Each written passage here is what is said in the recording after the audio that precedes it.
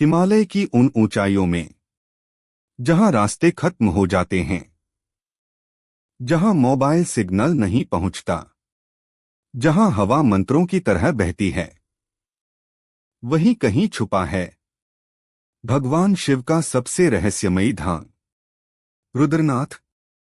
यह कोई आम मंदिर नहीं है, यह कोई आसान यात्रा नहीं है। यह वह स्थान है जहां आज भी माना जाता है कि महादेव स्वयं निवास करते हैं। आज की इस वीडियो में हम जानेंगे रुद्रनाथ का पौराणिक रहस्य, पांडवों और शिव की कहानी, रुद्रनाथ तक की खतरनाक लेकिन सुंदर यात्रा, वहां का वातावरण, ऊर्जा और चमत्कार, और क्यों इसे केवल बुलावा आने पर भी जाना चाहिए। तो वीडियो को अंत तक जरूर देखिए, क्योंकि यह यात्रा सिर्फ शरीर की नहीं, आत्मा की भी है। उत्तराखंड के चमोली जिले में स्थित पंच केदारों में से एक, लेकिन यहां भगवान शिव किसी मूर्ति के रूप में नहीं, बल्कि अपने मुख के रूप में प्रकट हुए हैं। यही कारण है कि रुद्रनाथ को नीलकंठ महादेव का साक्षात स्वरूप माना जाता है। समुद्र तल से लगभग 3600 मीटर की ऊंचाई पर स्थित यह मंदिर चारों ओर से अल्पाइन घास के मैदानों, बर्फीली चोटियों और गहरे सन्नाटे से घिरा हुआ है। यहां कोई बाजार नहीं, कोई होटल नहीं, कोई शोर नहीं, सिर्फ आप, प्रकृति और महादेव। महाभारत के युद्ध के बाद पांडवों के मन में एक ही अपराध बोध था, हमने अपने ही वंश का नाश किया है। इस पाप से मुक्ति पाने के लिए वे भगवान शिव की शरण में जाना चाहते थे, लेकिन शिव पांडवों से रुष्ट थे। वह उनसे मिलना नहीं चाहते थे और इसलिए भगवान शिव नंदी बैल का रूप धारण कर हिमालय की ओर चले गए। पांडवों ने उनका पीछा किया। जैसे ही भीम ने नंदी को पहचाना, उन्होंने उसे पकड़ने की कोशिश की, लेकिन तभी नंदी धरती में समा गया और शिव के शरीर के अलग अलग भाग हिमालय में अलग अलग स्थानों पर प्रकट हुए। इन्हीं स्थानों को कहा जाता है पंच केदार, केदारनाथ पीठ, तुंगनाथ भुजाएं, मध्यमहेश्वर नाभि, कल्पेश्वर जटाएं, रुद्रनाथ मुख, यानी जहां शिव ने स्वयं अपना चेहरा प्रकट किया। ऐसा माना जाता है कि रुद्रनाथ में तपस्या करने से पुराने कर्म कटते हैं, मन के विकार शांत और आत्मा को शिव तत्व का अनुभव होता है। यहां के साधु कहते हैं, रुद्रनाथ कोई घूमने की जगह नहीं है, यहां वही पहुंचता है जिसे शिव स्वयं बुलाते हैं।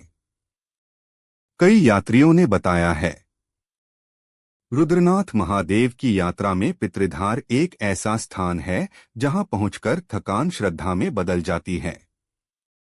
यह स्थान न केवल अपनी ऊंचाई के लिए, बल्कि अपनी आध्यात्मिक महत्ता के लिए भी जाना जाता है। लिविटी बुग्याल को पार करने के बाद जब सांसें फूलने लगती हैं, तब सामने आता है पितृधार। समुद्र तल से लगभग 4000 मीटर की ऊंचाई पर स्थित यह वह स्थान है जहां पितरों का वास माना जाता है। यहां यात्री अपने पूर्वजों की स्मृति में पत्थर अर्पित करते हैं और उनसे आशीर्वाद मांगते हैं। कहते हैं, यहां शांत मन से किया गया तर्पण सीधे पूर्वजों तक पहुंचता है। यहां की हवाओं में एक अजीब सी शांति है। थकान तो जैसे गायब ही हो गई। पितृधार केवल एक चढ़ाई का अंत नहीं है, बल्कि रुद्रनाथ मंदिर के दर्शन से पहले मन की शुद्धि का द्वार है। यहां यात्री अपने पूर्वजों, पितरों के नाम का पत्थर रखते हैं। यहां से हिमालय की नंदा देवी, त्रिशूल और नंदा घुंघटी जैसी चोटियों का अद्भुत नजारा दिखता है।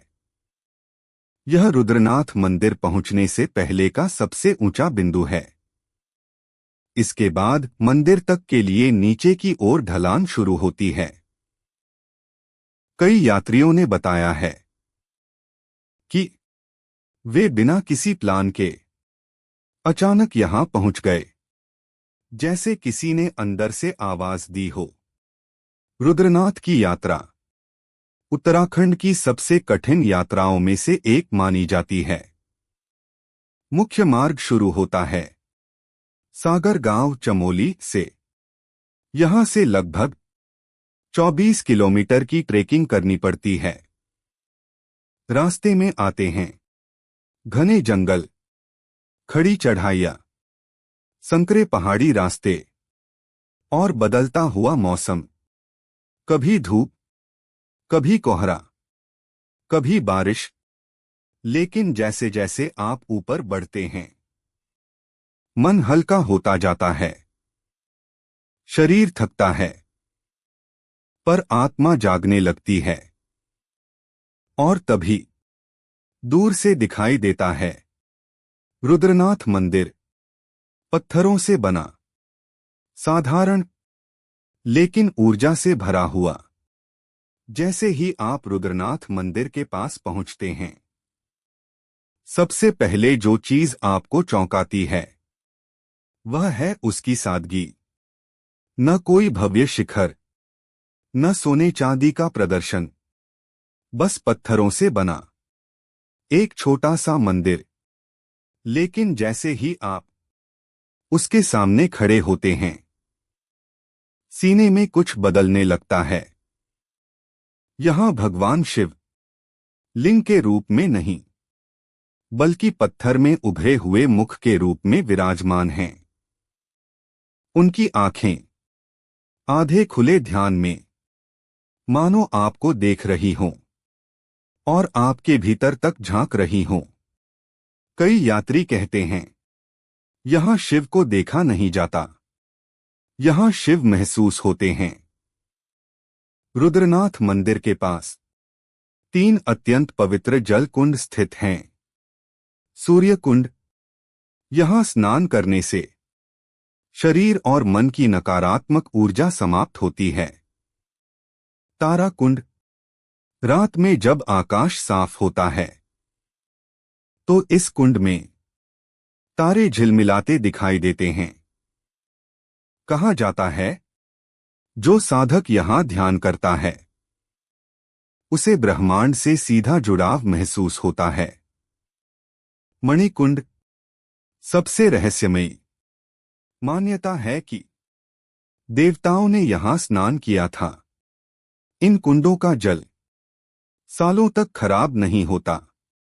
रुद्रनाथ की रात, यहां कोई बिजली नहीं, कोई मोबाइल नेटवर्क नहीं, बस ऊपर लाखों तारे और नीचे गहरा सन्नाटा। हवा जब मंदिर के पत्थरों से टकराती है तो ऐसा लगता है जैसे कोई मंत्र गूंज रहा हो। कई साधुओं का कहना है रात के समय यहां ध्यान अपने आप लग जाता है। कुछ यात्रियों ने बताया है कि उन्होंने यहां सपनों में शिव को देखा, अपने प्रश्नों के उत्तर पाए और जीवन की दिशा बदल दी। एक बुजुर्ग साधु कहते हैं, मैं 20 साल से यहां आ रहा हूं।